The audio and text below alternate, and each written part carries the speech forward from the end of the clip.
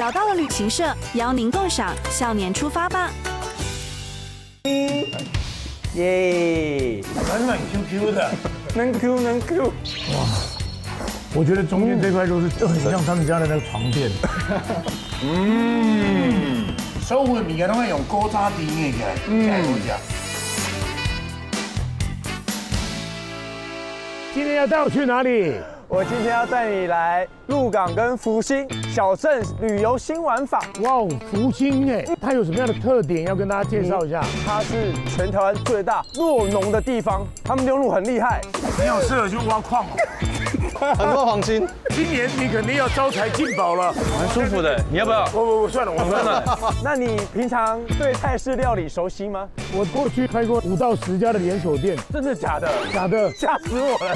我想说哇，你这么厉害啊！我这次要带你去这个最道地的泰国餐厅，去吃没有吃过的泰式料理。好好吃哦，鸡肉也好嫩哦。我在喝那个汤，马上来让我的中枢神经去。拜托去台北开一家好不好？因为有一群返乡的青年呢，他们重新打造鹿港，借由吃跟玩，重新来认识这个鹿港这个地方。哇，这个我就期待了。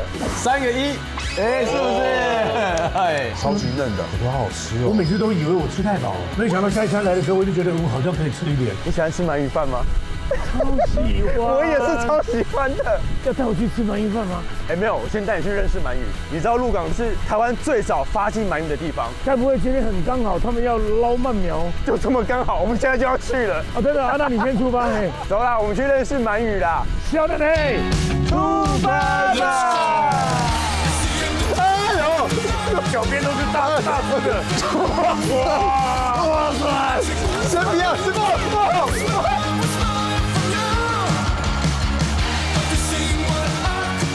哇，我已经看到有池子了嘞。我们刚才就停在这边。你现在是要让镜头可以用，你看这么一讲，你就破梗了。再次，前面已经看到池子了，哎，对，应该是鳗鱼池到了。哎呦，到了。还有，我们把车骑到那边去。刚看到好多鸟在吃鱼哦。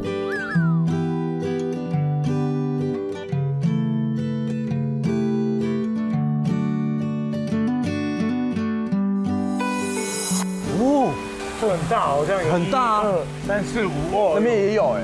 哦，王老板在家吗？老板，你好，哇，你好，我是瑞佳，我是刘德华。啊，我是听人讲，咱这鹿港是咱全台湾上早饲糜的哦。对，上早饲糜是讲来糜仔是对阮一阿舅，阮阿舅较早是伊就算干落咧讨海，伊就去掠人咧捕仔仔、麻沙目仔。是，他们掠仔啊。掠仔的时阵，爱就伊阿个会想要长，想要麻仔啊，伊感觉足奇怪咧。是，爱阵伊骨仔，爱阵掠长放伊骨仔落。试看卖。饲的时阵，他伊若毋知是糜哦。啊，咁咪饲到尾啊，变一只空龙啊！不会啦，唔知伊就是饲了，就是算人较早人咧捕人独角斗做艺来，做艺来食。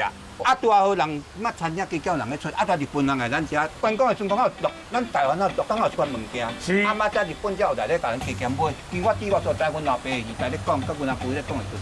较早饲糜是无开车，无什么，无咧防水就对啦。无咧开这个车哦。啊，较早无防水车的时阵，就是无风的时阵，就是糜会起来死亡率比较大。哦。啊，尾啊，阮阿舅较早人咧赶汽油头迄种的有无？加油的款的，啊，暗时开个胖，爱糜就会掉。哦。啊，慢慢才开始咧饲糜。阮看内底有安尼绿绿的，拢敢若这糜就是走咧，饲糜的时阵，你若看水翻白，就是糜有生病了。水不能太白。对，食到了，伊就变成好像绿藻一样。啊，但是糜仔咱家己有法度繁殖无？全世界也无人这样发现。好，即马台湾因即马开始头要出咯。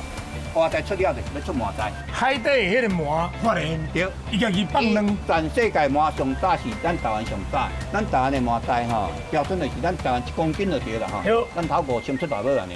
啊，你若到日本的时阵，咱咧伊迄是季节到，咱会到季节头演了以后，咱糜仔就无了，台湾就无糜仔了。不然话日本甲大陆开始。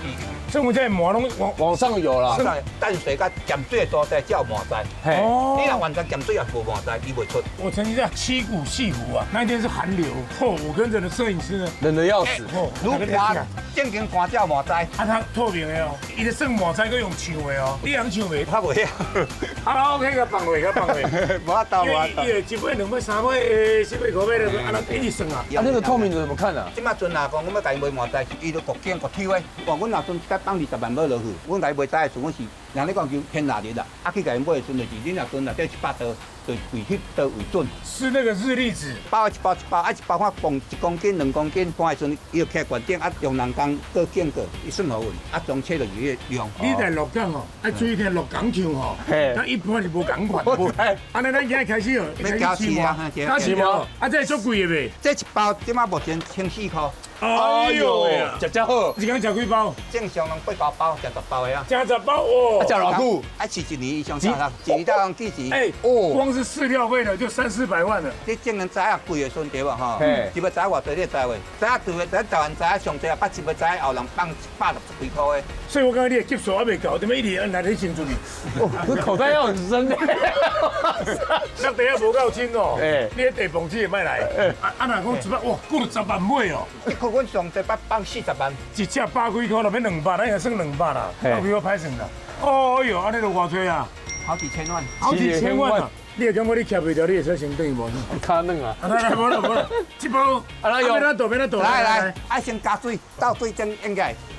爱舀水哦。来，我舀来，哎，我叫你倒。来，你看嘛来。哦，啊，咱这水佫真水吼。这水足清嘞，这用的地下水。好，来。来。刚好一包吃呀，可以了，这样可以了。啊，起了个倒来就。转倒落去啊！哦，这一包不哩重哦，20公斤，20公斤哦，你敢那阿门头嘞？哦哟，阿门头是50公斤。哦，啊，这个较好安尼变个较定的、较固定的，会小害者，我还哦，抖一下啦。好，可以了，还蛮香的呢。哎，这个伊家己搅，啊电几只开了，伊就家己搅。开了。哦，啊你爱做偌久啊？啊，2分钟。我讲你做这做偌久啊？我做偌久啊？我做12年啦。贵好心。11个。啊？11个。哦。哦。刚才你咧查某囝拢真厉害，拢有咧看头破血啊。查某囝就是加减有咧做一般网络的销售。算讲咱的膜的成品。对。恁查某囝去设计安尼。哎对。包装啊，有做品牌起来。这个呢？这可以打开的。啊，这个哎。哇塞！要倒的时候爱用水2分钟嘛，伊会黏掉嘞。爱温加水，加水啊，伊才袂黏嘞。啊，有人要叫车。那边一瓶，这边嘿，小蛋姐哈。这边拖去倒位。即摆是拉好了，大约小清的，才袂讲死到有黏两，会得了几倒。即摆清理的，才袂落来，才袂规个条啊，规个拢。好。即摆你就是安尼话，咱一般就是饲料要倒出来了，伊袂出来，啊，搁一个叮当伊就走出来了，你也看。好，看看，有，即摆来搁就伊就走出来了。哦，啊，刚才贵嘞，贵在伤倒啊，伤倒啊，哦，较贵嘞吼。QQ 嘞，即摆就按转来转起我食。来，啊，再塞来了遐食伊就使。好来，八股。哎，来喽，哎，有人叫外送吗？你会车来啊，放跑哦。打来，这康来面哦。这康来，这倒。哎呦，深水炸弹。啊，应该给我来吃。我来吃，啊，即马可能这时阵较袂活，有对。伊收你来哦。伊收我来吃。哎，看下。哦呦。哦，就看到了，这个阵上水买啦，这个水买搁1年。哎呦，罐头乱窜。哇塞，好疗愈哦。这看起来嘛几千只尔。这无几只。因为即马较晚咯，饲满有一个期间，伊固定。正经啊，咧吃透早时规片拢是。啊，即摆是算食一个点心的。嘿啦，食点心的。点心的。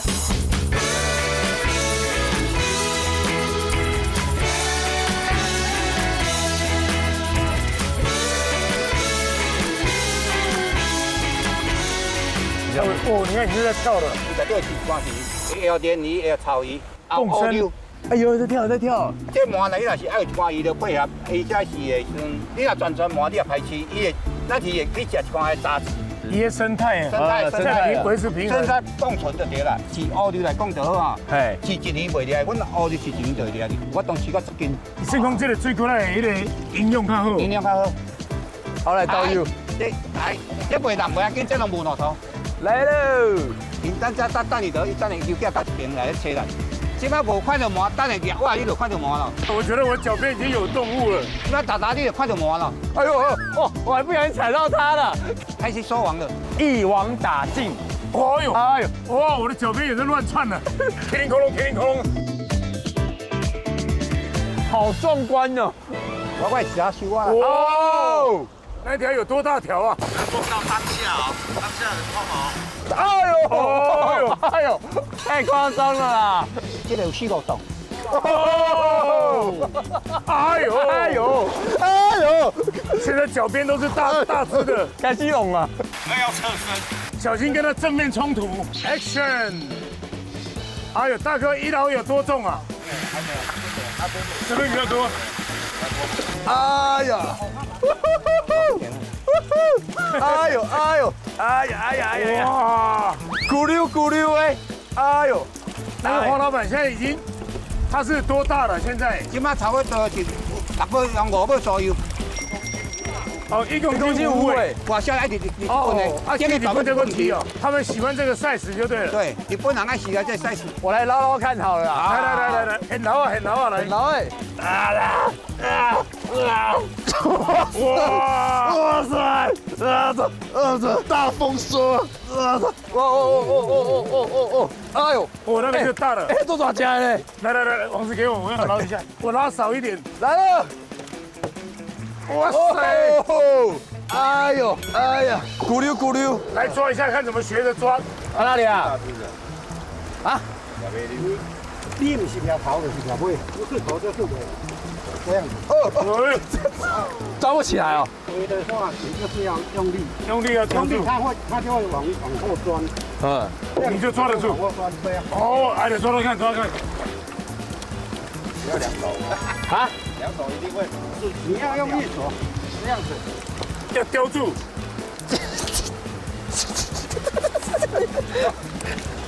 这样子。哎，对了。抓起来。哇你呢？一样顶。给了我抓一条，哎，又跑走。笑脸哎，加油！出花吧。加油！你要顺势啊，顺那个方向，它往前你就抓这个中间，抓中间，然后往前面丢啊。对啊，抓鳗鱼啊，你要抓鳗鱼，这个中间，然后往前丢啊。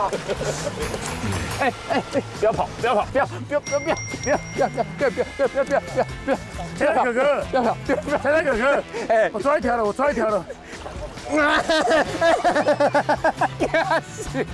2、3，哎，有了！因为钓两个鱼，看到这鱼我哦，你们还有大鱼，还把大鱼放上来，看多大尾！哎呦！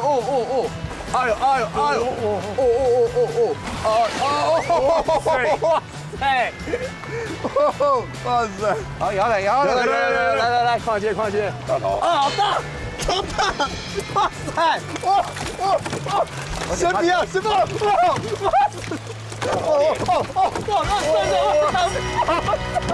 砂锅鱼头就是大头。哇塞！砂锅鱼头来喽！哎呦，超级大的啦！给我洗！哦，过来！哇塞！哇，还有鲤鱼！哇塞！丰收喽！空档！谢谢各位大哥，谢谢各位大哥，辛苦了！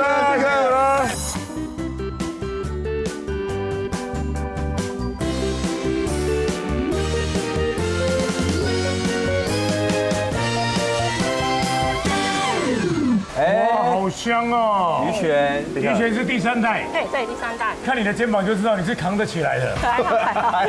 那你先说你爸爸那一代，当初为什么他会回来接这个工作？因为我现在是我阿公阿嬷养很多年了啦，我阿公阿嬷应该养30几年有了。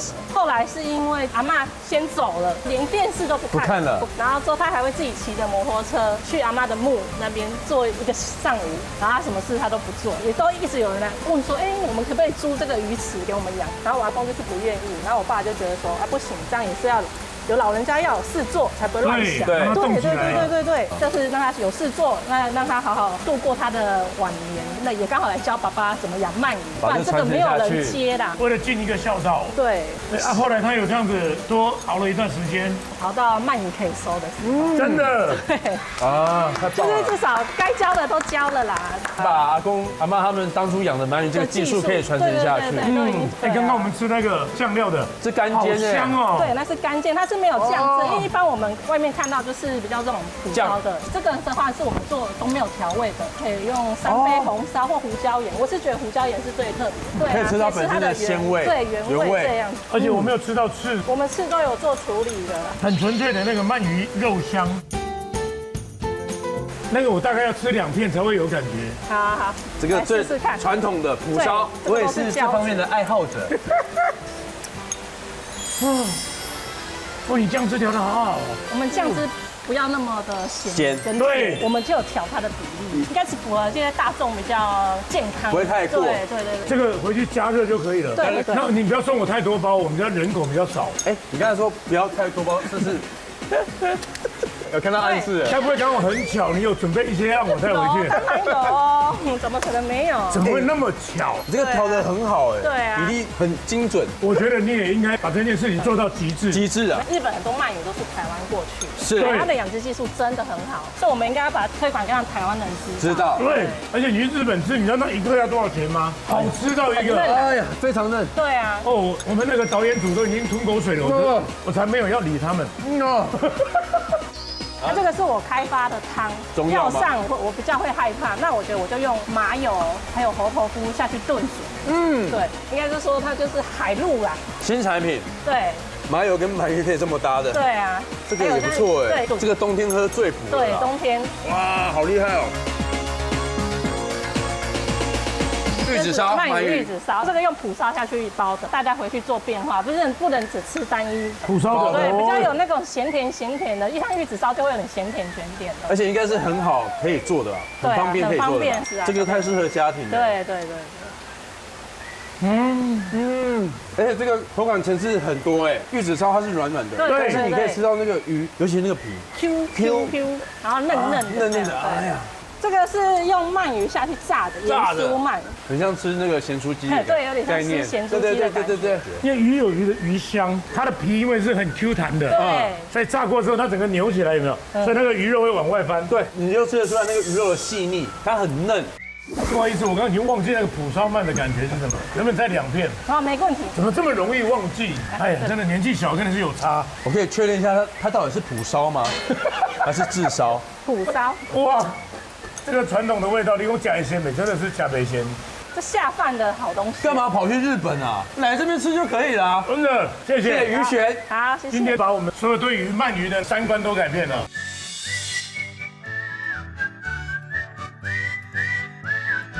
我们现在去找乳牛啦。你有挤过牛奶吗？我有喝过。挤牛乳要很温柔的，所以你有挤过？我有挤过啊，从上辈子挤到现在。那它需要有技巧吗？一点点技巧。第一个就是要温柔，有耐心，有爱心。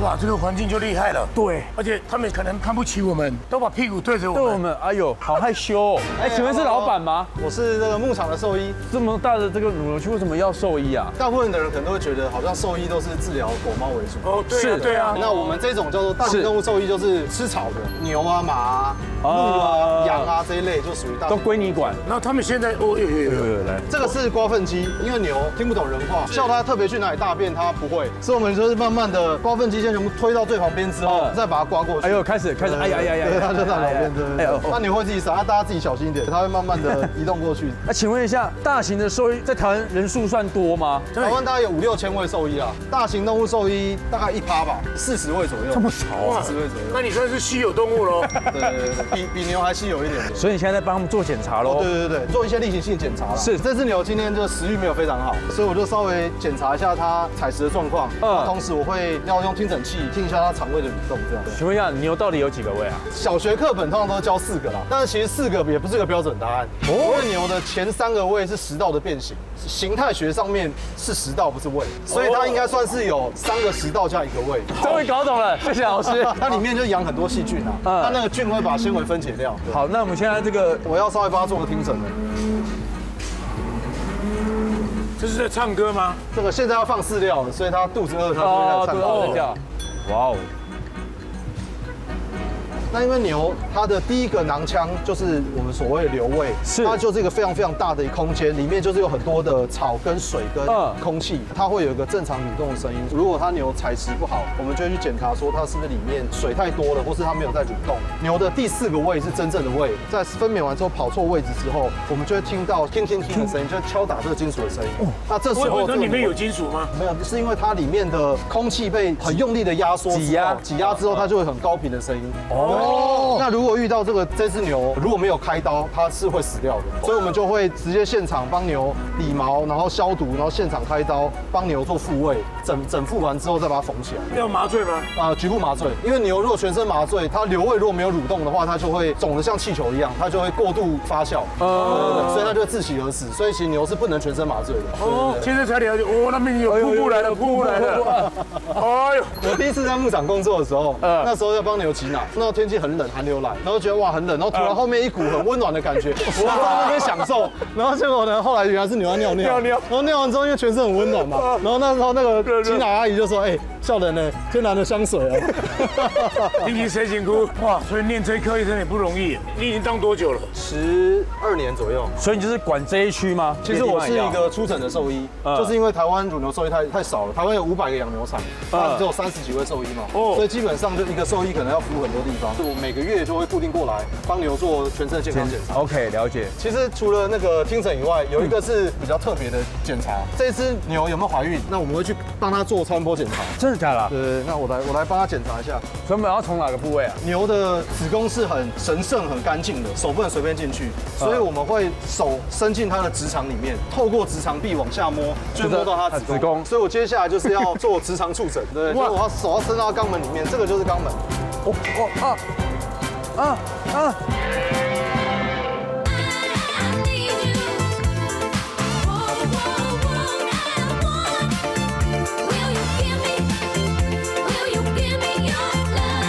牛的子宫是很神圣、很干净的，手不能随便进去，所以我们会手伸进它的直肠里面，这个就是肛门。这样怎么触摸？那我会带着一个超音波的探头，透过这个直肠壁来去看它有没有怀孕。你们可以看我的 iPad，哇塞，这个有一个白白的、圆圆的，对，那一只就是小牛的胚胎。那后面黑黑的就是羊水，那这个白白的就是胚胎，已经存在了。对，已经存在。这一只怀孕大概30天左右，基本上我们会透过这个来判断小牛健康与否跟怀孕的天数。它多久会成型生出来？它的怀孕时间跟人有点像，大概280天。新生命呢？而且它好像也在蠕动哈。它在里面游泳啊，像一个小蝌蚪一样。好可爱！哇，辛苦了牛牛，辛苦了，辛苦了。你们会想试试看直肠触诊吗？有帮你们准备，如果你们想要来都来了，真的假的？这个可以吗？但我可能要选一只没有怀孕的，比较适合，对它要温柔啦。有兽医在旁边的话，还可以。你要温柔一点。我现在帮你把大便掏干净。好，还有专门掏大便的，掏干净。等一下啊！你好适合去挖矿哦。很多黄金，我觉得今年你肯定要招财进宝了。我们一天大概要做这件事，做200次到300次，真的。所以我就这样伸进去，它也要摸子宫吧？它子宫在它底下。我要这样进去。但是我相信你第一次应该摸不到。进去，这样就好了。对，不用再这样子。你不要握拳哦，就是平平的，手指不要去刮伤它的直肠壁。从这边不要进多动哦。庄严一点，够了。好温暖，温的。其实牛的体温大概是30几度，很温暖的。它在里面吗？可以的，可能就一个体验。对，好，现在就可以。你要不要？我算了，我算了。我这样就不是很怕冷吗？不，很温暖呢。你离水手出来，换我。是哪一个？这边。来啦！把它来，我给你。导来。可以了，很快就放弃了。哎呀，不好意思啊，节目的需要，我没有很故意哦。不好意思。今天才知道你们有多辛苦，谢谢你们。那我们可以到另外一个地方去看看小牛吗？可以，去看可爱疗愈的地方。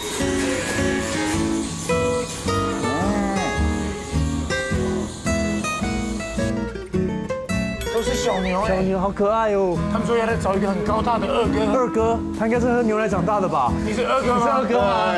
小时候你在家里面啊，二哥现在是在喂奶吗？喂奶，大概会出生之后会喝差不多2个月。啊，所以现在这个机器是代替母乳的意思。对，配方奶，看它的营养需求，配方什么。哎呦，我先，互咬，哎，他们没有抢牙齿吗？他们就是有那个吸引的习惯，所以他在吸他的鼻涕，对，在清水。你吃错了，那是鼻涕。因为它的嘴巴有奶的味道，哦，所以他去吸它的。隔壁在饿，就会吸。我以为他那边有那个妈妈的奶头形状。很饿。直接就拿来加油的啊，固定一个量给伊吃。真的饿了哈。哎呀，种野味啦，嘛袂当让伊食伤饱，有好料啊。又互相吸引。哎呦，他这样就安静了。对。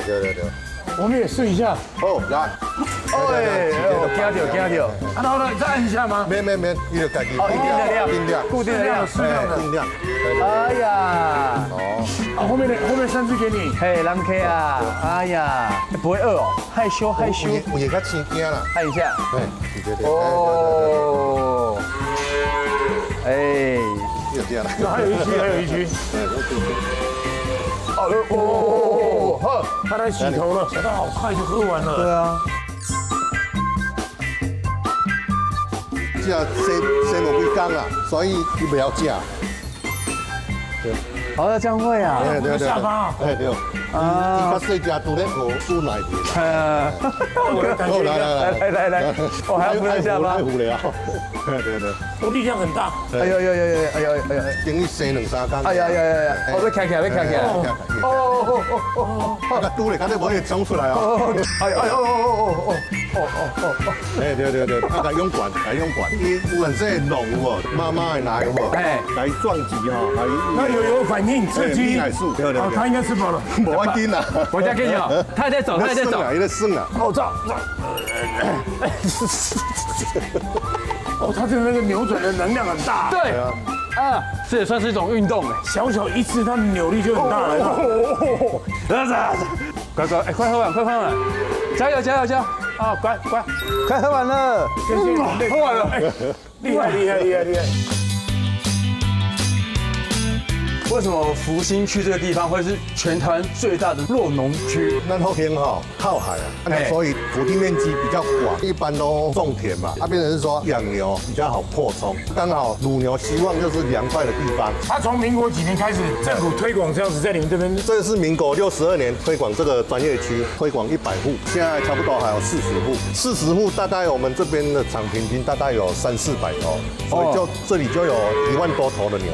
是你爸爸传给你这个的牧场吗？有一个从62年养到80年，那他第2代不接，我爸就问说，哎，我们要不要去把它承接下来？自己也想做一个事业。刚开始几头牛？第一时间是39头。听这边快要到2000头了，1800多。对。哇，你好厉害！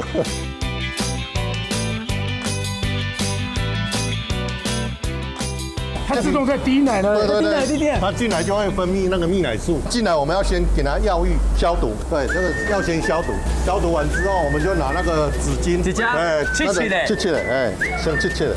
纸会当加用开掉嘛，无要紧。哎呀，较大力的无要紧吼。较大力了，哎，它触感乖的。好，啊，今晚来就是爱装这个乳杯，啊套杯上去挤啦。要辅助一下。哎，对，啊也当着是正常啦。这从哪里？加一起耶，这个来，啊对加，我加，我加，对。是啊，哎秀，去我这一当，哦，所以加一加。哦，那个属鸡抓起来。我唔丢边啊。啊，是吗？这无丢。哦，啊，你都完成了。哎，开始了。哇，你看那个奶就这样吸出来了，喷泉。它以这种乳量弄为统计。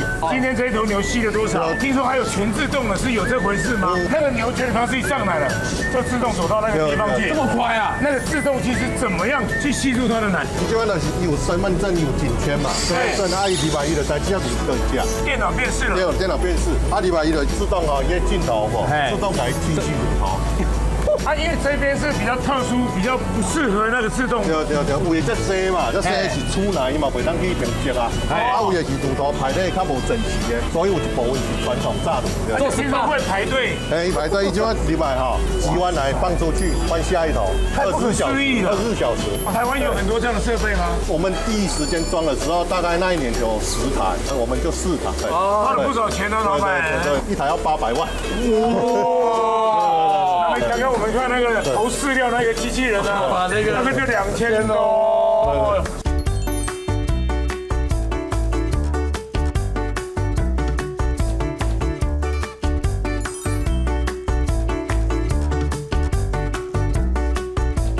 我们做这么久了，我渴了。哎呦，可以喝一点吗？哦，无限量供应啊！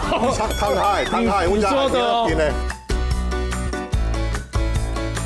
现在靠在这里面，有刚刚的那种感觉，慢慢拉出来。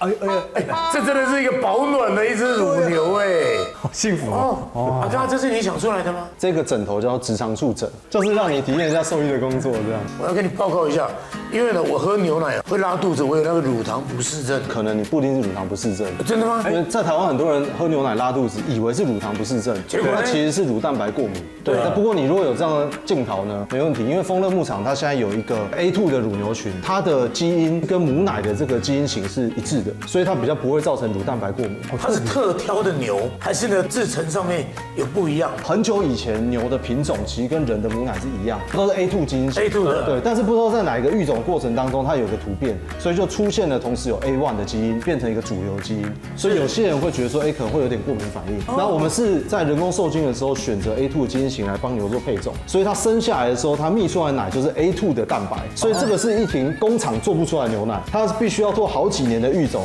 让牛的基因型慢慢改回成原始的这个基因型。在这牧场里面，他就把这样的 A2 的牛放在一区，对，然后它的牛奶是独立储存的，它没有跟其他牛奶做混合。那我怎么去到一个卖场，它有写这是 A2 吗？对，一般会写的是 A2，但因为这个做法很麻烦，因为等于是牧场里面还要特别分群，所以目前全台湾丰乐牧场应该算是唯一有特别这样来做饲养的一个牧场，就让喝了会不舒服的人可以有个选择。是我最准的。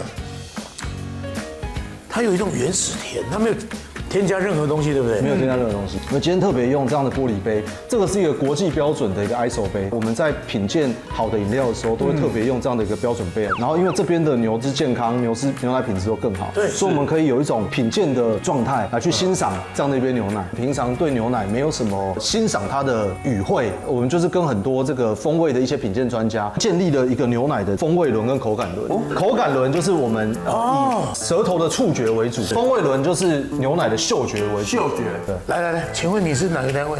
我觉得它是滑顺，然后其实我觉得它比一般牛奶清爽的感觉。对，品质非常高的牛奶不一定喝起来是很重的，也许是很干净，像你刚刚说清爽的感觉。对，其实牛奶里面也有像坚果啊、谷物啊，或者说有一些花香、果香。你看他们的履历是非常清楚的，而且呢上面是有 QR code 的。我刚刚被感动的是，所有的要给牛吃的都经过了专业的医师的一个配方，而且它还有分哦，这一棚的跟这一棚的吃不一样，机器人就会设定好，然后这一棚不能吃太胖，所以给的热量就少一点，太科学的方式了。在牧场里面也有跟乳牛的营养师来做配合，兽医会把一些牛只的健康资料，然后牧场就会帮每一只牛挂上他们的一个生理素质的行为监控器，像是 Apple Watch 一样，我们就可以记录每只牛的状况，每一个群别都可以完全符合他们的需求。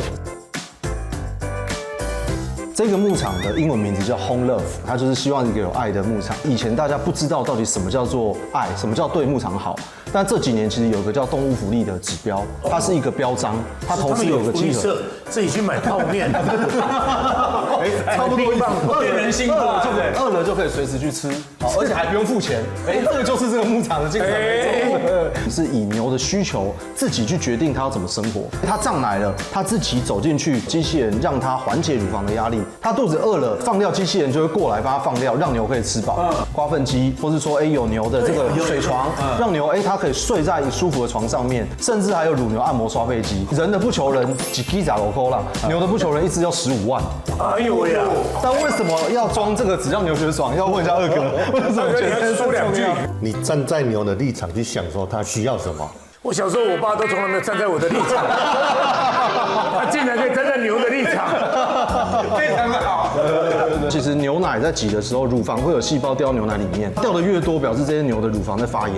体细胞越低，就代表这只牛乳房越健康。像美国75万以内体细胞叫 A 级，台湾30万以内才叫 A 级。但是在这个牧场里面的体细胞只有10几万而已，是远超过 A 级。就基本上在你放诸欧洲、放诸日本都没有这个标准。我觉得你们应该去那个桃园机场拉一个欢迎来台湾喝牛奶，对不对？对，是啊。这是米其林等级了。我们其实现在有蛮多米其林餐厅都会特别选用啊，像日本的北海道，就是大家认为哇一个非常棒的产区，品质在全世界是很顶尖的。但我们现在这个牧场的牛奶品质已经是超越北海道的品质了。所以我们都说啊，台湾天气热好像不好养牛，可能平均水准不一定像北海道产区都这么一致，但是有一些特别的牧场，如果做比较好的照护，它也是可以养出这样等级的牛奶。这个概念要让所有人都知道。我好喜欢我们的节目，这种节目没有得金钟奖，对，说不过去了。所以大家才会知道说，原来全台湾有这么好的牛奶在这边。我说真的，站在牛的角度来看这一集的话，你有没有意见？牛第一句就牛也没有意见了。我想。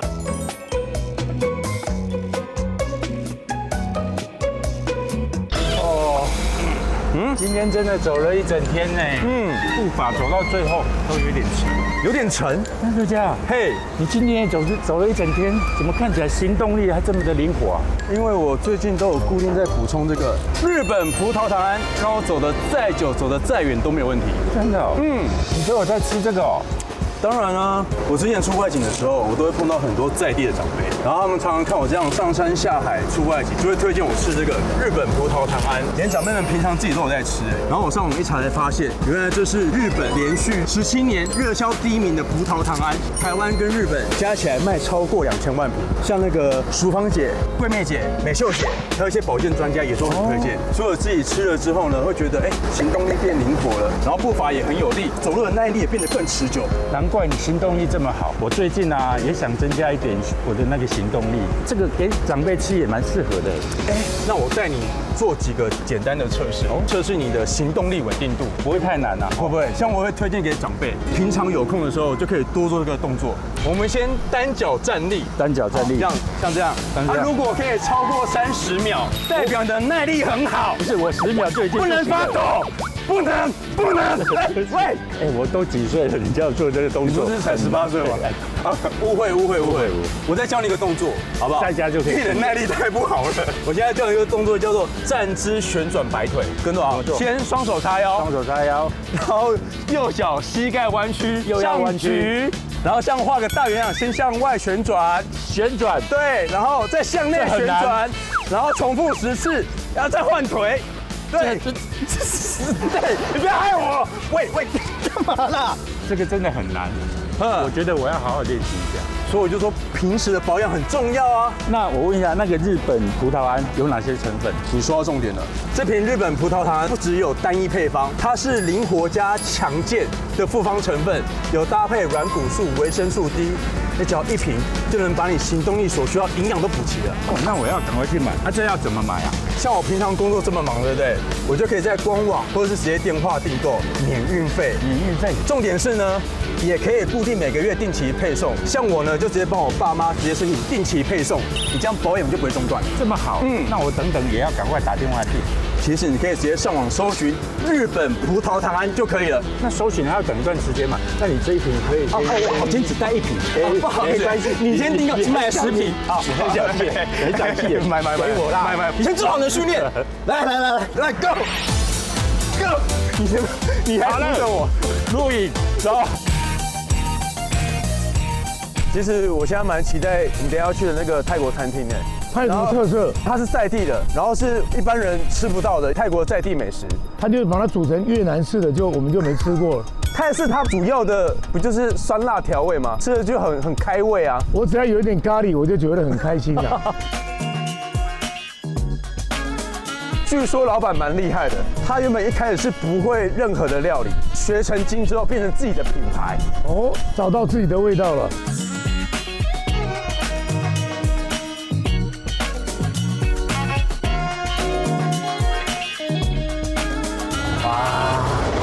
你好，张老板，请问你是泰国籍的吗？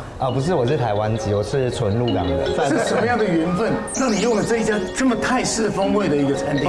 因为我们之前是在鹿港的泰式餐厅，我已经开了大概15年。这一间的话是我们今年8月才搬过来的。那我一直很想要一间更泰式，然后更现代一点的餐厅。而且我发现你的装潢也很讲究，你看一些对啊，工艺品。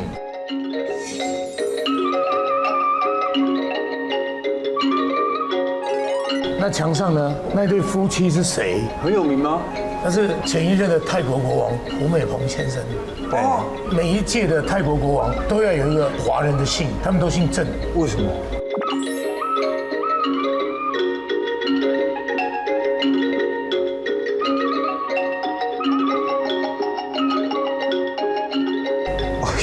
长知识了，我怕你长痔疮啊！哦，这是知识。啊，你是当年是被什么样的启发，远赴重洋去泰国学习？刚开始做的时候，其实网络学习，然后比较懂它的泰菜的话，我就是想要学到它更精髓的东西，所以那时候就有去泰国报泰菜的课程。啊，你是研究香料吗？其实他们本身用的香料可能就是香茅、南姜、柠檬叶这些大家比较熟知的一些香料。就是我们今天会帮你们准备有一道玛莎曼咖喱，会有印度香料跟泰式香料结合的一个咖喱，是我个人非常喜欢的一道菜，这样子。要说你个人，对，你光说我就开始饿了，马上就开了开关。真的，就突然间有那种饥饿感。哦，印度加泰国的咖喱。没有，还没有要吃，我们还要先做事情。啊，看不出来他准备端盘子了吗？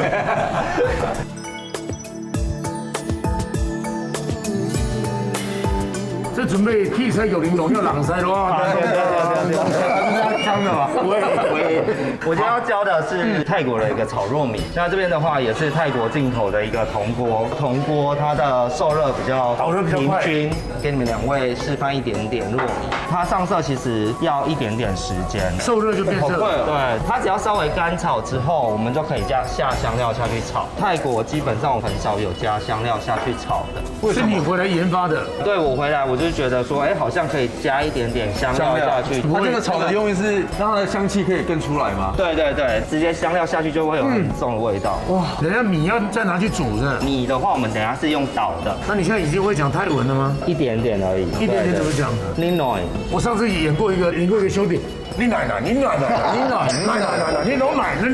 我不演奶，我以为你拢奶。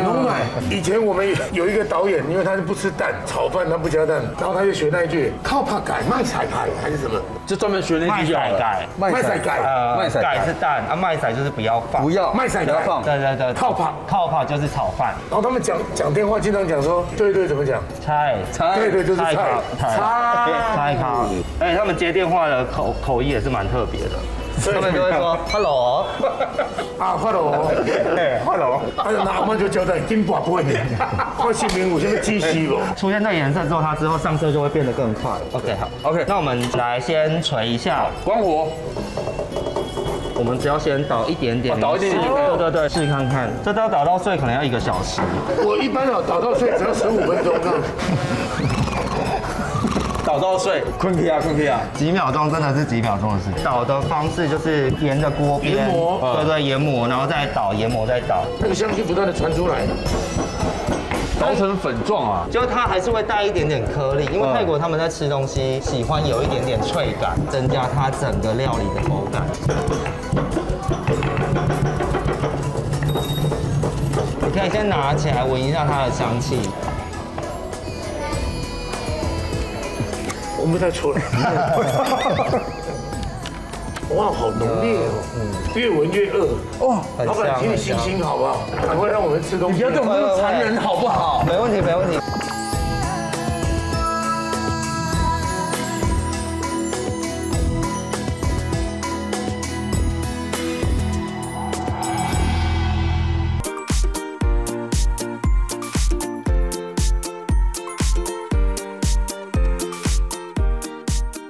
这跟我们平常看到的泰式料理是不太一样的，有点落差。这一道的话是我们的椰奶香鸡汤，那它会有一点点奶香味，因为我们都是现炖的，所以它的时间都会比较久，那它的肉质也会比较新鲜。你知道从小我就在我的作文簿上面写下我的座右铭，不要让我等太久。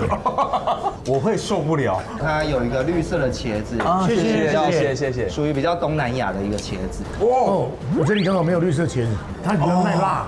不会太辣。你今天准备的都是比较微辣的。你说这个吗？茄子？对，有点特别，有点像青椒的口感。对，它是脆脆的，它不会像台湾茄子是炖起来会烂烂的、软软的。这个椰奶这个汤头喝起来好温和哦，因为它就是在融合一些泰式的一个香料，不是单纯只有椰奶的味道。拜托去台北开一家好不好？这麻烦，而且小顺帮我投资一下。而且你这个有依台湾的口味稍微做一点调整。对，就是有一点点调整。太适合我们了。对啊，好好吃哦，鸡肉也好嫩哦。因为泰国传统就是酸辣，还有它的香料很有名。我在喝那个汤，就马上的让我的中枢神经去告诉我下次还要再来。啊，太棒了！这是什么烘蛋？一般的话，我们是做海鲜烘蛋，里面会有虾子、花枝跟蛤蜊。那我们今天特别制作的是只有中卷烘起来的，里面会非常的嫩。为了你，给你最 special 的，你这烘蛋也是要很有技术的。这个煎，就是它的火候要掌握的非常好，不然就是有时候会焦掉，或是里面太熟，或是没有熟。是蛋非常厚实，然后呢，那个皮的焦香跟里面的软蛋交叉的形成的一个香气。确定了，好香哦！下一趟的那个家族旅游就是要来鹿港，该吃的都要吃一轮。哎，你看它的这个表皮是很脆的，里面是很松软的、嫩的两种口感。哦，好像是那个蒸蛋。对，有点，但是它就是比蒸蛋多一个焦香气。对啊，厉害！听说那个是软壳蟹，旁边那个咖喱我一定可以来一下。吃米也很讲究，泡茶要去闻一下杯盖香的。这个是几号？我们米是用泰国香米。佳佳哥哥是一个吃货，是食量很大还是很挑食？食量很大，他其实不太挑啊。你是放错了，这个是放那边这。不是，你浇太少了，好吗？啊，太少是。我又不跟你抢里面的软壳蟹。这已经有印度味了，对不对？有一点点，因为它其实就是有咖喱粉，其实就是姜黄粉，然后再加其他的一个新香料。可以，很可以。这个咖喱我好喜欢哦。我在这边要跟我家人讲，下次家庭旅游就是来鹿港，吃到爽才要回去哦。这也非常特别。这也是鲈鱼吗？对，它是鲈鱼，煮法又不一样了。把它整只现切之后，裹粉炸过，再下去炒它的酱汁，让整个酱汁上在鱼片上面，它才不会味道这么分离。这是很像糖醋排骨的那种概念。对，它其实有一点像那种概念。然后它的酱汁完全包覆在这个鱼肉上面，好好吃。哎，可我已经被这咖喱迷住了。哎，真的，可以。我真心推荐校园粉要来这，一定要来这边吃。哎，它的调味这些很特别，很开胃，好好吃哦。这个不能撒谎的，太迷人了，是不是跟以往的你吃到的泰式对泰式的印象完全不一样，完全颠覆？哎，它白饭马上嗑完了。我们饭是无限量供应的，可以持续。那道这是什么？这一道是什么？我刚刚跟您介绍的泰式香料跟印式香料结合的一个咖喱。这个是也可以来点饭，对不对？基本上泰国菜就是需要很多饭，因为每一道菜都太开胃了。对，都要配饭的，需要配饭。它这道咖喱就是用红萝卜、马铃薯下去炖的，然后今天搭配的是鸡肉。太厉害了！哎，我真的有吓到，真的太厉害了。这一道香料它非常的足，所以它味道会非常特别。安利波搞啦，太好吃了，是不是有点肉桂味？对，它有肉桂、孜然、丁香，很多的味道，如何结合在一起？有没有？它的辣度是有的，是不是太美妙了？你要带一点酸，对，一点酸。它后面的行程取消了哦。请问它的颜色是什么样的香料？我们全部的香料炒干之后再打成粉。你刚刚吃到的那个酸度是用我们自己煮的一个罗望子下去做调味，就是有一点辣，有一点酸，它吃起来比较不会太辣，比较不会这么腻口。你真的是魔术师，这种香料那种搭配是很微妙的，你要调的刚刚好，是不知道试几百次才会试到这种的味道。因为我没有吃那么辣，但是我觉得这个辣很过瘾。因为它是用干辣椒，所以它的辣比较不会呈现像生辣椒那种辣。太赞叹的啦！啊，你们在聊天的时候，我已经去把太空梭拉回来了。这个启动了，来，这个还想吃是不是？对，这个就是可以配着生菜一起吃。哎呀，它是什么酱？也是用罗望子下去调成的酱，里面有你们刚刚捣成的糯米粉，所以它吃起来会有一点米香，然后跟鱼露的香气。而且你这个猪肉串本身吃起来越咬，它会有甘甜，再加上这高丽菜的甜又不一样了。而且那个肉烤得很嫩的。肉的话是用狮子头的那一个部位下去做的。好幸福哦！拜托拜托，开一间分店。拜托，帮我带一点客人过来。哦，这必须的。今天这一集播出，肯定有很多人就开始打电话了啦。真的好好吃。谢谢。泰国至高无上的顶礼是要讲哪一句？我们这个平民就是用口pun卡，口pun卡，口pun卡。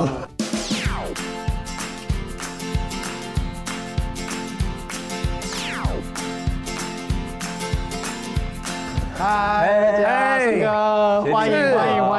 协理好，你们饭店很新对不对？对，没错，我们今年开幕差不多3年左右，那我们有很多不一样的房型，也有很多不一样的鹿港特色。大家族来也 OK， 是没错。那小家庭的也 OK， 也 OK， 情侣也 OK， 商务的更 OK。我们的家庭式的豪华客房，榻榻米式的，爸妈就可以在我们的榻榻米上面喝个咖啡，喝个茶，哎呀，小朋友在上面翻滚，很适合亲子旅游，太有氛围了。那住完以后，隔天早餐哇更是丰富，我们融入了鹿港在地特色。我对于挂包我太有兴趣了。对，这个米烧狗是我小时候的回忆啊。是啊，一层一层充满了小时候的童年画面吧，冲击你的味蕾。好，有没有其他什么设施啊？我们可以在那饭店里面享用。对，我们有免费的自行车可以租借。鹿港小镇那几个区域哦，有一台脚踏车，那可方便了，很方便。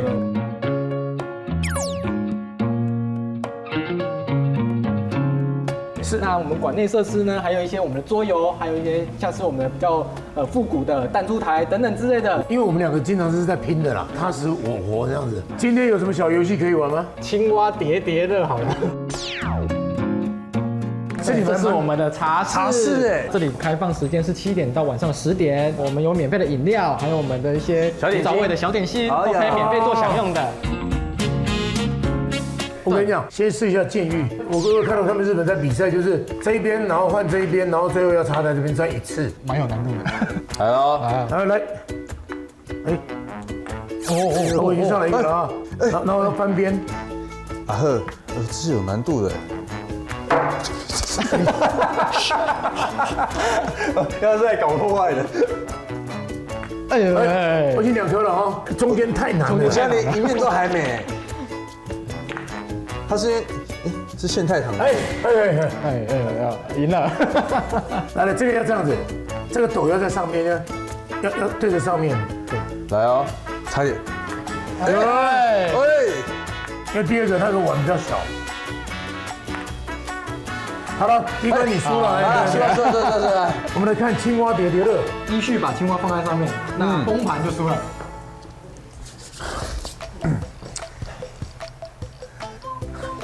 他这个人很坏心，他去那种很烂的地方，掉了。再有。会不会有2个大男生一直？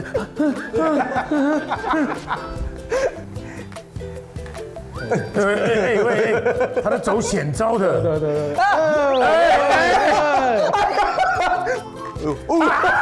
入来。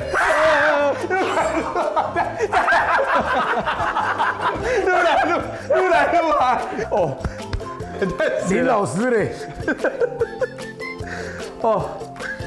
回来一点。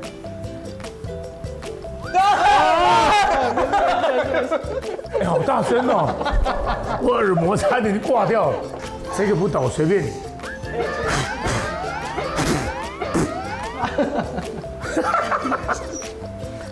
掉下来了，还没倒。好，放回去哦。还有这样。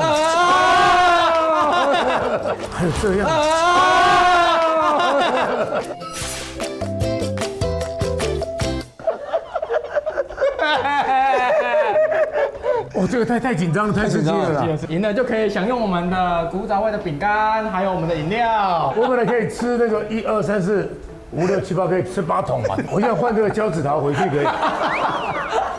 古董，我们的咖啡跟我们饮料都是免费享用的。我喝个饮料，辛苦都有了。好紧张哦。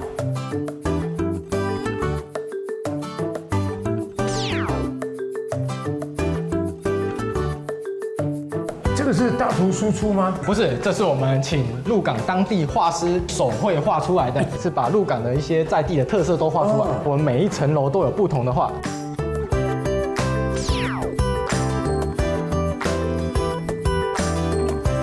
那这幅呢是我们鹿港的海岸线，这边有柯田啊、风车啊，因为鹿港嘛，所以我们就以梅花鹿为意象，好多元素，那个灯都有鹿。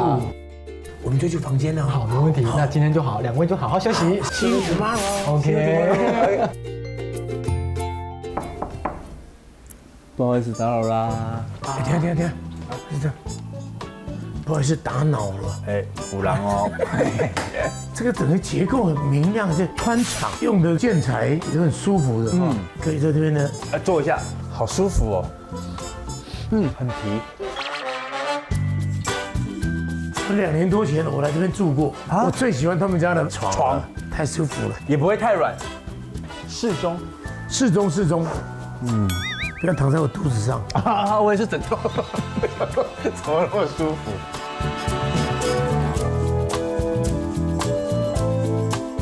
这里的夜景就厉害了。假如你先生来自鹿港小镇，这个 view 一定不能错过。哇，我觉得今天晚上一定很好睡。他这个房间我最喜欢就是他们的浴缸，这一栋楼这个房间只有3间，哇，很宽敞。我都在试躺他们的浴缸，哇，够深。我要不要试喷一下？我会怕。开了吗？不要。喂，对，先不要开水。OK， 好的，下次见啊。哎，不错耶，而且窗户打开也有夜景，边泡边看夜景。我每次去一个饭店我都会去闻闻提供的那个洗发乳、沐浴乳的味道，就那个香气是我们喜欢，不是那种随便现在浇就让你我在弄头上了。那就麻烦你先离开了。Only for me， 他们有帮你安排那个 B2 车库旁边有2张木椅，那就是你今天的床。我不要睡这么好的，直接把那个木椅拿走，睡地上，走开了，滚！你确定不拉我？谁拉我？确定不拉我？晚安，明天早上餐厅见。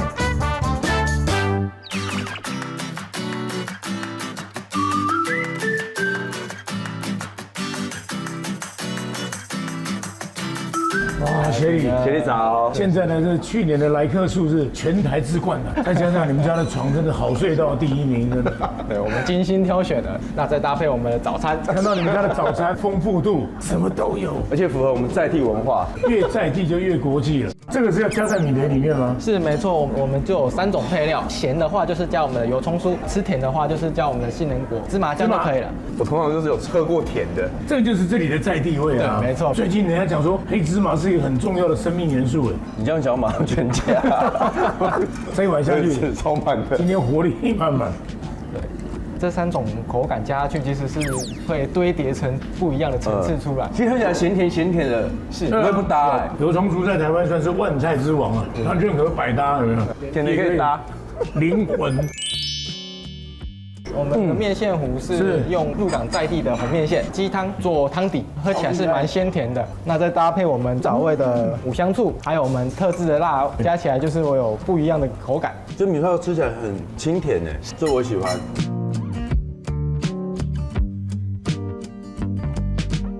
这个挂包也要来一下，哇！我觉得中间这块肉是精挑的。对，那师傅也是用慢火熬煮，方方面面都很讲究。你一打开哈，它那个几层肉在那边，就很像他们家的那个床垫，有像把你包覆在里面，对，满满的。还要搭配我们酸菜跟香菜，对，这是天生的配搭。对，就是一组的。哦。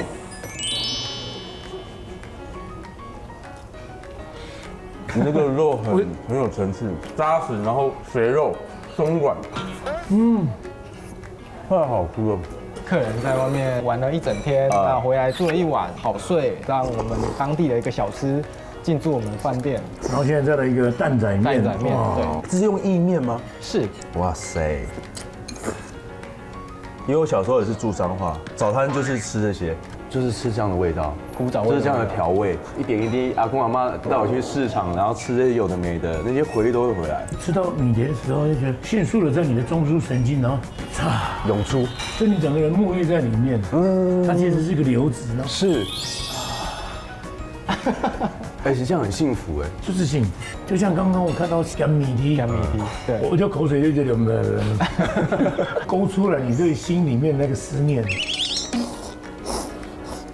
外面看着那个千年的古刹，回头进来吃着呢在地的当代的东西，对，味道，就是我跟你紧紧相扣，通古贯今，感受到有温度。下次我们可以选一个漂亮的女主持，我可以去装啊，装扮啊。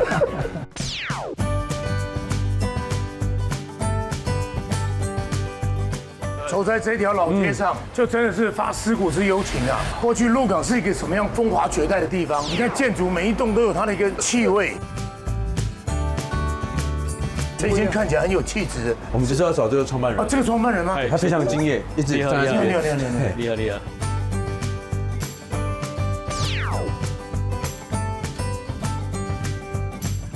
返乡青年，剩在地出事，是就一群朋友，带咱家老街慢慢的复苏啊呢。对，等下才少到的知啦。你原来去倒位读书？原来在高雄。他怎么会突然想要回来？想家嘛，那时候大家都去都市嘛，都去台北啊。对，是。然后应该有别的选择。自己给自己一次机会，那地方也是一个机会，因为这个地方如果说长辈都走了，这房子就卖掉了，这个生命就接续不上来。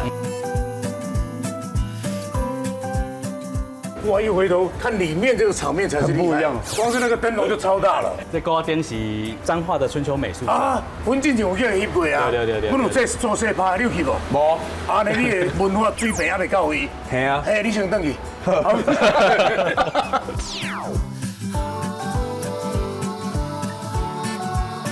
啊，你当初回来的时候应该是你一个人吧？我一个人回来，然后后来慢慢陆续认识很多的好朋友，跟我太太。啊，但是这些朋友是用什么样的一个向心力把它聚合起来？透过一些活动啊，后来开店，大家也就有觉得不能只是办活动嘛，那你需要开店才能把大家留在地方上。但是要整理一个旧屋子应该很难吧？很不容易。对，最困难的其实是跟屋主的沟通。我们就是也跟这个屋主就很多次的提案，然后他也对我们感动。这样子的结构算已经水平很高了。这个算鹿港大街上的一般住宅啦。小米，好的，我们进到里面看一下。它的格局已经算蛮大的哎，才一般住宅啊。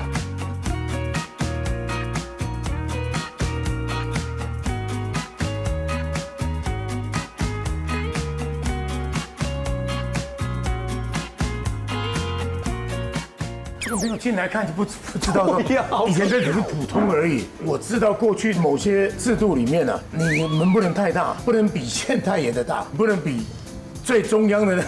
反正他们联盟就有阶级的制度，就对。对啊，连那个门槛，这个369是不能乱用的哦。而且落金有梦是跟我们当代有关系吗？落金算是古代的一个雅称。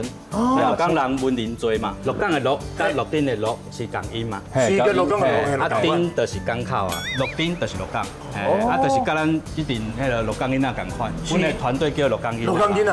哦，这是正港的。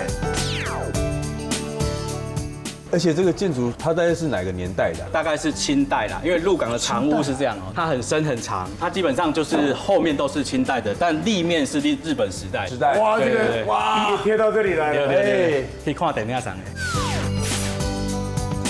那你们这样整理下来，这个应该花不少钱吧？对啊，这个是花了蛮多钱，而且你们还有蛮多小细节在里面。这个算是剃钢的红屏，但是它又要兼具了照明的，所以你看它把那个管线什么投射全部，哇，这个花了很多心思。而且你看这以前那种小藤椅、上海沙发、小茶几，这应该是日治时代。这个哇，8000桌。像我们现在在的这个位置，以前是厅堂的位置，这边有一个小小的提示。哎呦哦，这有一个烧焦的痕迹。可能哦，点这个丁油还是蜡烛，这较早那个炉啊啦，香炉，你家有烧到啊，因为这可能就是可以顶下的，咱鹿港的顶下的神明桌的厅堂，哎，所以这个位置是整个建筑最重要的位置。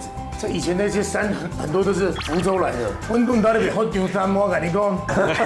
啊，这个屋子很长，有几进？这边是2进，因为这边比较靠河岸的，2进的中间会有一个天井去作为一个缓冲，不然的话你屋子太长，以前没有日光灯跟那个空调系统嘛，室内的话光线不足，空气不流通，让洞跟洞之间它有光线跟空气的流通，所以啊，像室内就会开这个楼井，就是让整个外面的阳光线啊、空气的流通。那个天井是4方的，对不对？然后他们一定下雨的时候会做那个流水往里面流。对，那个也是整个华人的精神，那叫4方归堂。这个水源老对灯在出的，哎，都拢老这个改出来。对。通常伊嘛是最尖的，对，最近的所在。你看他一讲台语，鹿港腔就来了。刚已经教你的口袋怎么讲？通柜啊，通柜啊，主要是较早咱在店头拢有一个通柜咧，就是收银台，啊，你通柜咧开钱的嘛，啊，所以你口袋就连财富就是通柜啊，通柜啊，啊，鹿港人袂讲落地啊，因为落地啊是落去啊，其实不是落袋哦，是纳袋，那去纳钱哦，还有这落地啊，不是落地啊，落地啊，小可无共款。你有些讲变个生活音，它自然就跑到那个生活常语的。哎，连咪来，它其实快马连边来，连边来，水来，马上来啊！水来是哪？水来给你骗的，我水来啊，结果半干嘛未来？歹势，我是打。对，啊那马上来的，徛去买顶头。哇，这个台语太深了。咱鹿顶有房是做咖啡厅，维持着咱迄长哥厝的吼，伊头前做店头，后壁咧大。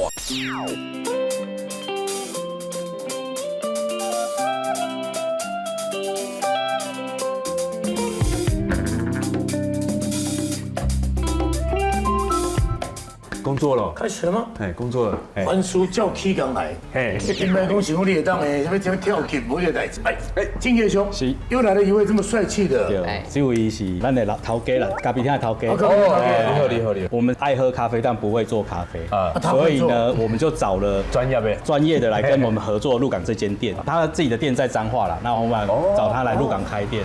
请问这杯咖啡它有什么特别不一样的地方？因为我2间店的风格不一样，我特别为这边去观察一下这边的饮食习惯，就有做了一支属于这边的配方。鹿港小镇的专属咖啡，对，它的名字叫做假茶。因为我就觉得大家来这边古代人嘛，喝茶的那种感觉，开杠子学爱饮这杯咖啡会有一点茶的感觉，应该有一点茶香味吧。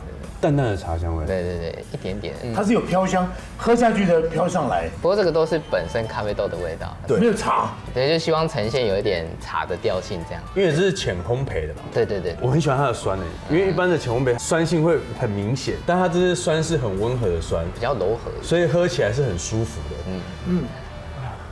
像你的酸就比较强烈，比较酸，对，多喝一点，因为我很喜欢去品那个味道。可我刚刚喝到你喝的地方，你不会转过来了？一条缸呢？哇，这个是醋，这个是苹果气泡饮，因为还是要服务一些不太习惯喝咖啡来服务小朋友啦，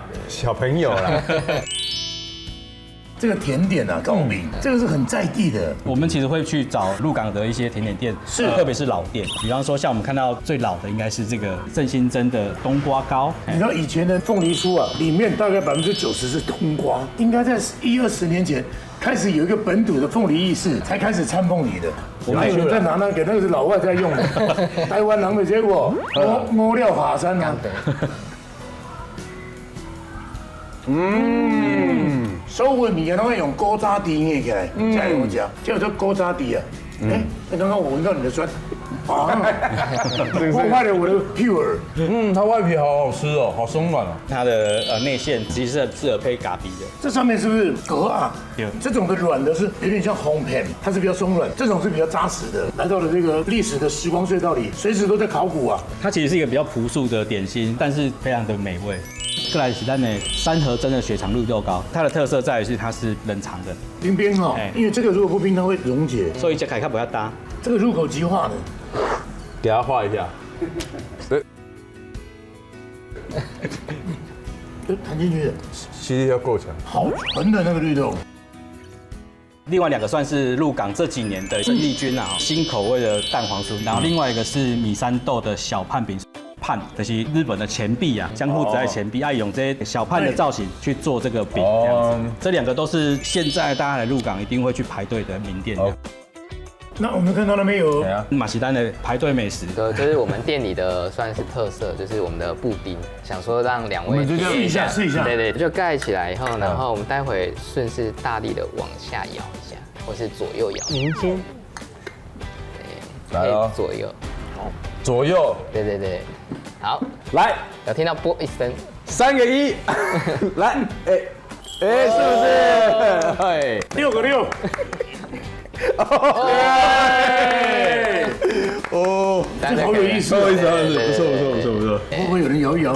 妈，我的布丁在地上，地上有6个6了。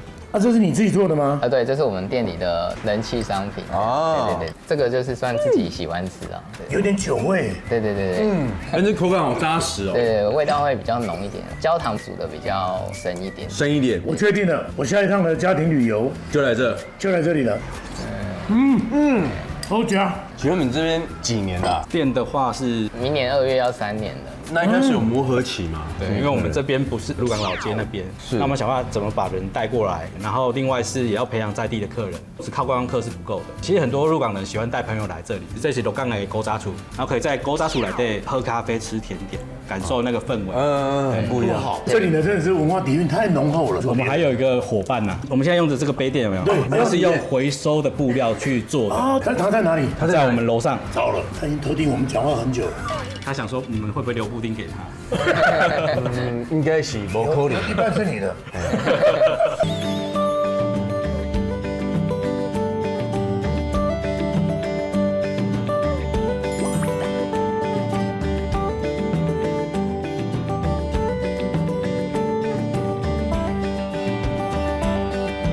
请我们上来找一位3先生呐，结果我没有看到先生，对啊，只看了一个小姐。请问3先生在哪里？他在哪里啊？就是我本人。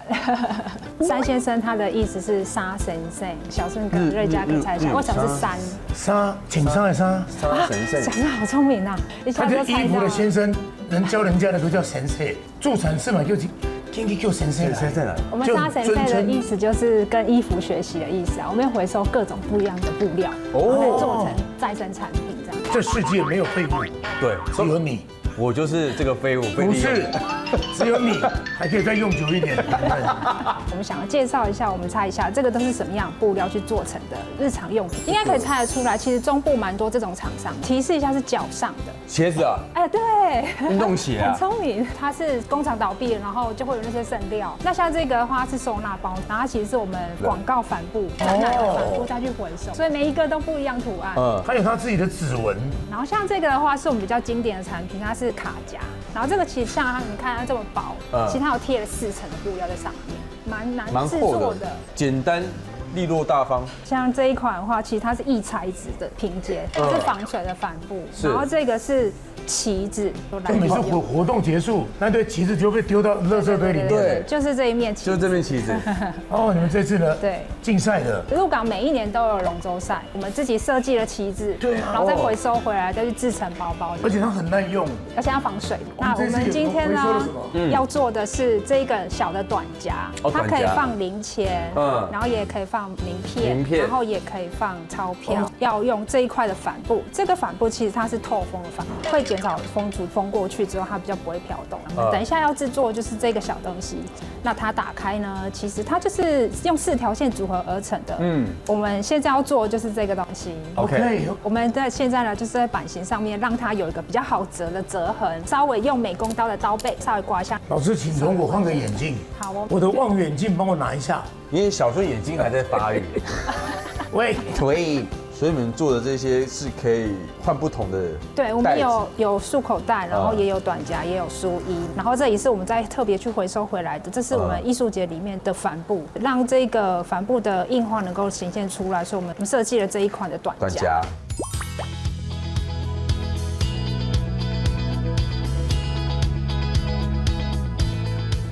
瑞佳完成了，有。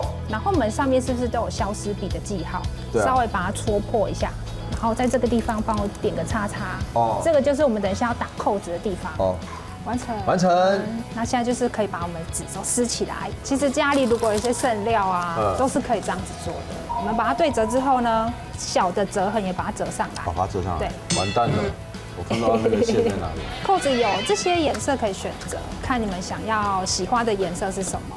那我们现在呢打像这样子，所以呢我们这个用小小的器具就可以打成。这边有个范例可以参考。你脸上有个范例哦，要拿去再烤一烤。你知道什么意思吗？我在乎你，我在乎你，我在吼你的。谢谢。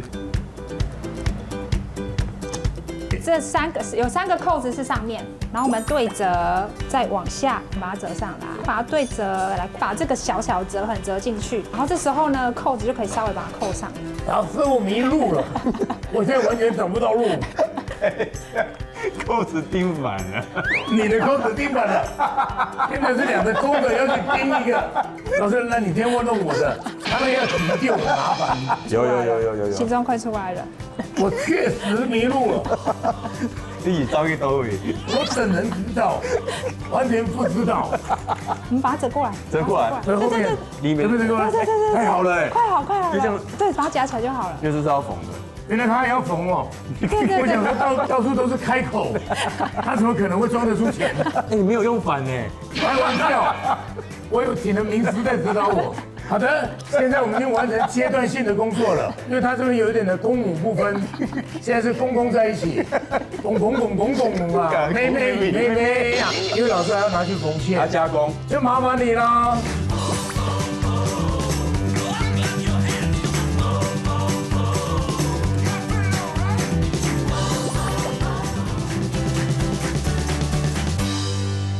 哇，现在走到这边香气更浓了，我都得好多奖哦，我到处都是奖牌啦。哦，一看就知道这个应该是老板。小顺作家。你好。有种一般节目都会在门口相遇，有没有？对。但人家都装忙，他一点都不忙。真诚等待。这个我们店的历史有多久了？138年了，我是郑兴任饼铺的第4代。那阿周当年学等刷偶什么港呼诶，为什么到了鹿港之后就开始做这个糕饼？一直那边都是做糕饼啊，来到咱鹿港之后，还佫打迄种日治时代，来一寡和果子的物件来合作会研发起来。是还有什么？我们家里最厉害是什么？对啊，我们家最厉害就是凤眼糕。你也蛮凤眼的。我刚就大条边呢。那还有一种叫龙眼糕。龙眼糕是圆的，龙眼不是眼睛的意思哦，是龙的眼睛。龙的眼睛，跟凤凰的眼睛，来望子成龙，望女成凤，那可以拜拜去。所以叫龙眼糕。以前那个喜饼上面不是有龙凤吗？对。而且呢，家里呢的树代呢留下很多历史。很棒，好多奖牌啊！这是咱明治天皇伊阵啊诞生的时阵，然后咱代表台湾去日本参加和果子比赛的奖状啊，跟奖牌。就你的阿祖参加过奥运，对不对？米其林的，真的，厉害！日本人在做这个正章是非常认真的，上面那个图文搞不好都是名家科的，都讲图文的面顶哦，徽章啊，各种日本时代神社的情况。神社，对，它下面是很有规模的规模，对，有规模，还有咱鹿港有的拜天公的看阿条，看阿条就是一款像钱币嘛，这个在基隆叫田呐，哦，啊，咱拜天公的时候会去拜，对，12条。这是拜天公才会拜这个哦，一般拜12条嘛，啊13条嘞，13条就是13支的马上公头，啊轮回啦，啊轮回哦，你买时阵看13支13条，你老误导，13条就是那个。今年有闰月，它不加价，不加价，我那4年1年嘛，哎，一缸好，啊这是一罐月饼吗？月饼啊，5仁饼嘛，5仁你知无？你那就听到那个较济话你讲。你这个囡仔有个5仁的，忤逆哦，类似那个路数，但是5仁是里面有5种的不同的内馅，内馅。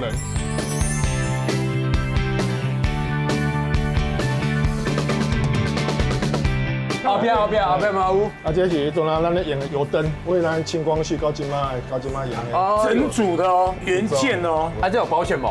无，我家至少没得保。这个是习做的，对不对？这个在鹿港有一间很厉害的，得到了国家工艺奖，万人大师。那是你们老家吗？对，以前老家阿祖在这边家族大横扫。因为他都讲大孙都无囝嘛，你看阿公甲伯公差距，阿公伯公囡仔都比阿公较大汉。哦，所以跟那探钱啊，阿公过来油漆啊。这可能是他的小孩啊，这比较大一点。啊，你阿公还在手里面抱，过来抱啊。你公斜杠哎，哦有律师也是你们家族的，对，这阿公，阿姐阿祖，不得了，工程师，你看这个怎么都有。那我们现在可以进到里面去，步入正题吗？来，那个桌上的13张已经比好了，想呀，超好玩。那个不是自动的啦，复古我自动的。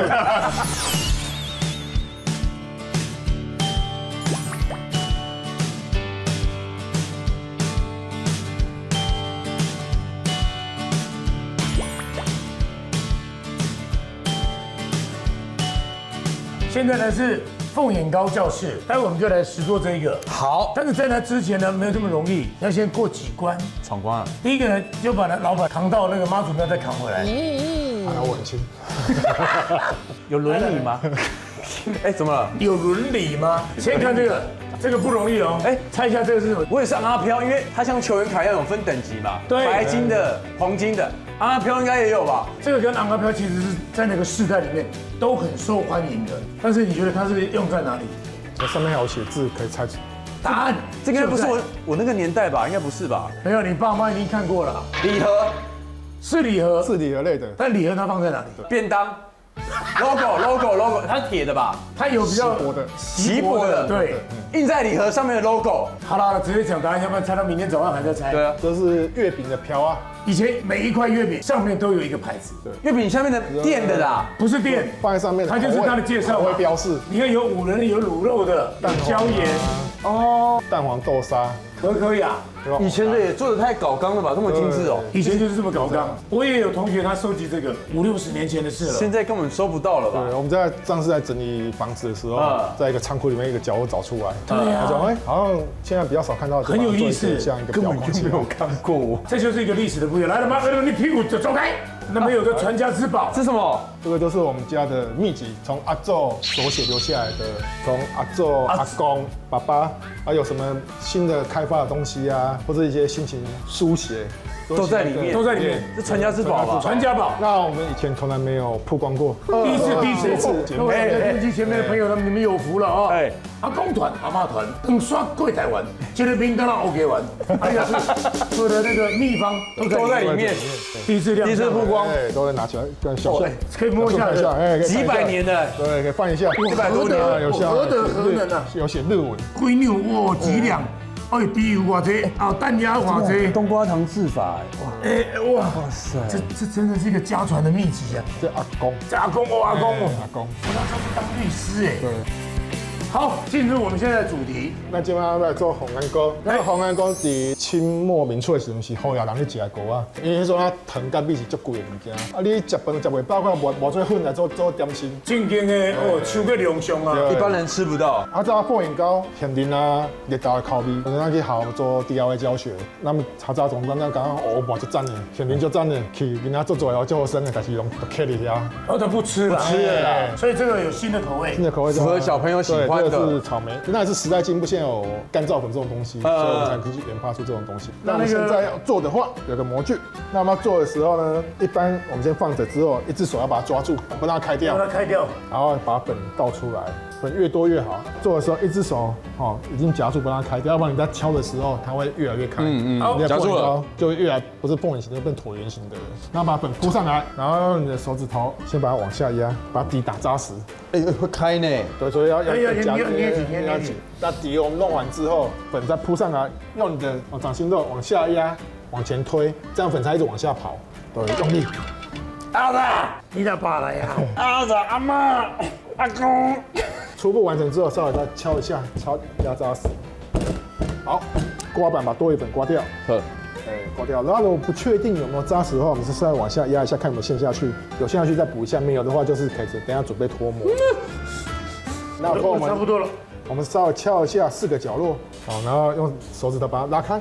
那它有一句话讲，这就是读册人才提起来，做事人提拄头提不起来。啊，伊就有诶，书生嘛，手无缚鸡之力，要轻轻的拿。咱那读册人，无咱五双全啊。提起了，一般咱伫咧学校咧做资料的时，家长啊还是老师相机提起来嘛，大家前面拍照，啊，啾咪的概念，放在你的眼睛里面凤眼。完了，塔翠郎吗？有了，那塔翠郎。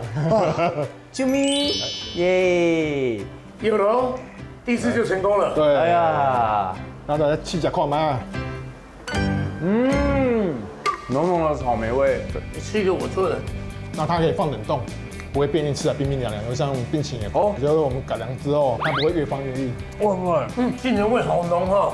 对啊，而且草莓味超级都好吃，就像郑老板一样，他说他的生命是软软 QQ 的，能 Q， 好吃。那你们家现在卖多少种品相？糕点的话就有12种口味，但我们就以专精这个为主，把一个商品把它做好、做巧、做精。厉害。因为像以鹿港来讲，糕饼、老酥4大种类，那再自己再去做不同的专精。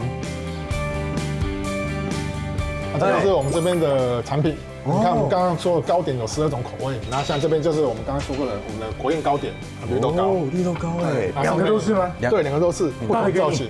OK， 没问题。孔融让梨，那这个看起来像什么？宝贝吗？对，醒杯。醒杯，哎，正负一个，它还是属于入口即化型的，旧口，融化一下，好舒服。那这次是我们这次因为设计展关系，我们就跟陈耀庆陈大师一起合作。对，他是在地人吗？对，他是我们鹿港人，推广家乡的一种心情。那我们一起做合作，像这个洋葱凤眼糕，它是做咸的。洋葱的话就是我们大城深港的特产，凤这八卦山分园2个这种食材，然后融入我们鹿港特有的凤眼糕。哇，很多大师都有来呢哈。洋葱我来，好，对，来试试看看，哎，就比较跟传统的口味有点不要太感动哦，会哭哦。凤梨我来，好浓郁哦。凤梨好特别哦。那我们要用那种梅子粉去把它味道给引出来。哦，难怪。就像我们以前吃水果，有时候像芭乐、凤梨都会配一下梅子粉。对对，吃起来酸酸的。对，酸酸的。这个洋葱是完全超浓，很清楚的味道哦。哇，这个来配茶很厉害的啦。像比较说咖啡啊，或者是茶。不加糖的都很适合。它有颗粒感，就像油汤。你刚刚说泡面那个调味料，对，有点像。一般我们认为的糕点都是甜的，还有个酸的或者咸的去中和一下口味的，会有不同的感觉。不得了，你看你们得奖无数啊，一整面都是奖啊，光是今年度的奖就这么多。对，像优良老店啊，跟这次台湾饼的花生凤眼糕，对，跟黑金酥。对，都是今年。那这样子非常开心，吃到当年这些有钱人在吃的东西。对，贵族吃的糕点，就让我走几路来余地3尺了。3尺啊，调味不会，哇塞！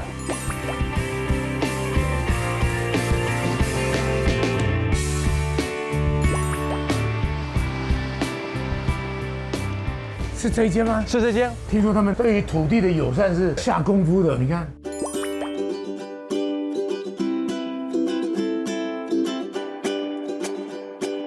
你应该很讲究，店长你好，你好，你好。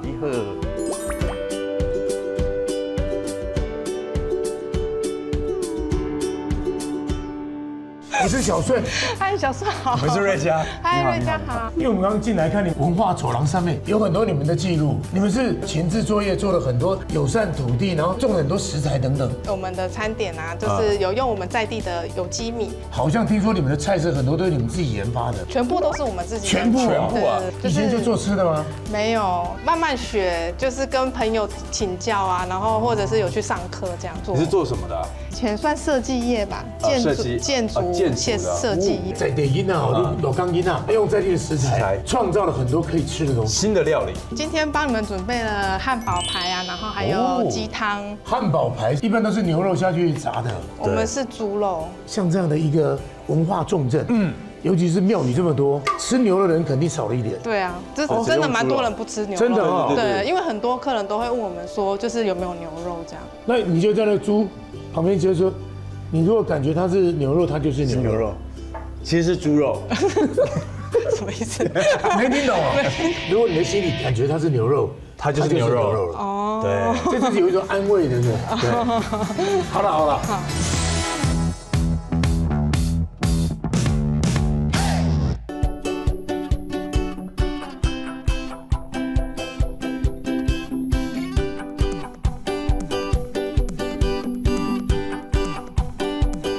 热腾腾的，哇！苦瓜鸡汤，哇！我最喜欢的热气腾升。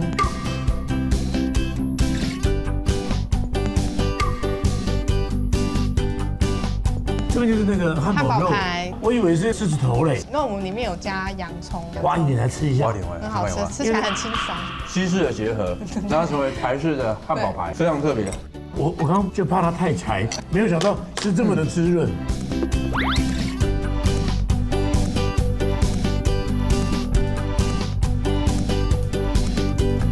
这个鸡汤是我们用我们自己酿的梅子下去炖煮的，还有梅子啊？对，它是梅子苦瓜炖鸡汤，有点酸酸甜甜的味道。苦瓜要来一下，来，你用完。苦瓜炖的很烂，哇，不会苦了。所以这个0岁到100岁都可以吃的。对，鸡肉也已经炖得很。哎呀，上鸡腿肉我要留着自己，下鸡腿肉给你。好香哦！而且这个鸡肉已经浓缩这个苦瓜的甘甜了，超级嫩的。或者吃起来有点中药的那种路数，但是没有用中药，很像里面有枸杞那种感觉。还有加枸杞？其实有枸杞，真的有枸杞吗？有，在这里。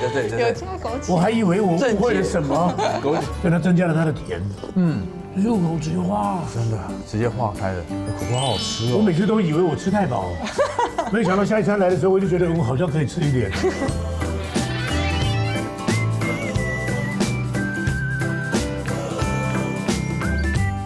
这是什么丸子？蔬菜豆腐丸。蔬菜豆腐，这是单点的。对。那是和风酱喽。对，和风有出酱。这个豆腐丸，我们是用白豆干去把它塑形，然后里面有加很多东西，有芋头、木耳、香菇、红萝卜，很丰富吧？这个豆腐丸它是合伙的，它很多料在里面。我们每个东西都要加很多东西，就是很用，不惜重。就是你看起来它是很单一，但是里面有很多种不同的口味，而且这个口感层次很鲜明。还有豆薯，所以它有个脆脆的。好吃。害我有点弹簧手。不过其实我也不怕，我喜欢下面有酱料的。它那是中间是豆子吗？四季豆跟红喜菇。那我们吃起来像豆皮一样，它有素素的感觉。我不信，我来试试看，是不是有豆皮感？没有，他吃这个不会有豆皮。对，因为你是四季豆。真的很清爽，很舒服，太厉害了。感觉这个酱料特别咖喱，这咖喱也都是我们自己的口味。你不是要给我，然后就这样离开了？你怎么怎么多嘞？我们这个咖喱里面有加番茄，也有加洋葱，然后红萝卜，真的有一些蔬菜一起下去。是熬的。它会有那个蔬菜的甜味。它咖喱有点偏日式的。对。我们这是日式糖咖喱。糖养就是日本在讲炸鸡的。日式咖喱糖鸡。这个就是一个套餐。这个是一个套餐。一个套餐。对，就是会有菜呀，有汤，有蛋，很家常，然后营养均衡。你看他们的装潢模式啊，整个店很温馨，有别于传统的感觉。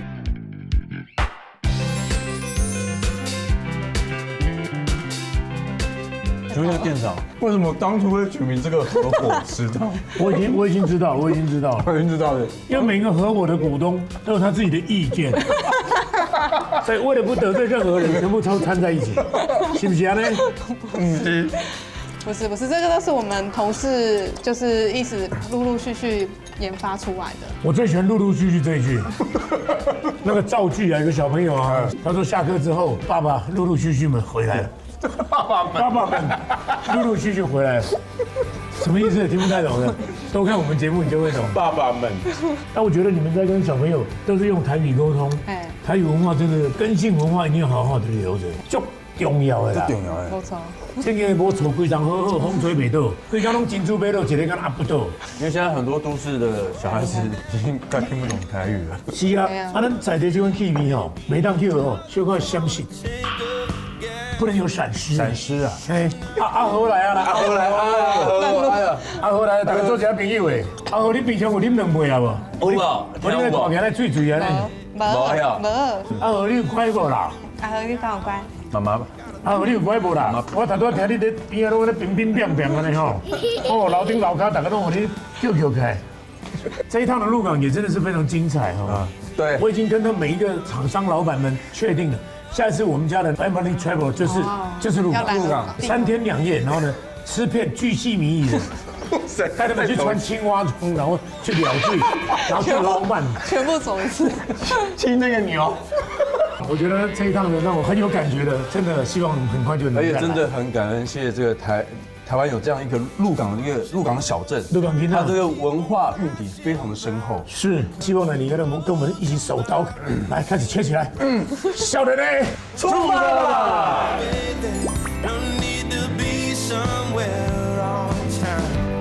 我们可以听一下吗？可以。因为我长这么大没有听过这个。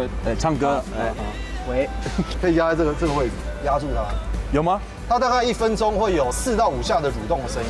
我已经听到他的心跳，这边没有心跳。心跳在这边。哦，那是里面蠕动，对，蠕动草团的声音，还蛮特殊的。你也想听一下？这里的，对，这边。它里面就是那种真的像水管在流动。有听到那声音就是健康的。哦，哇，所以念这一科真的也不容易。喜欢带着简单行囊、说走就走的旅行风格吗？记得按下订阅，开启小铃铛，跟我们一起骑上热血摩托车充电去。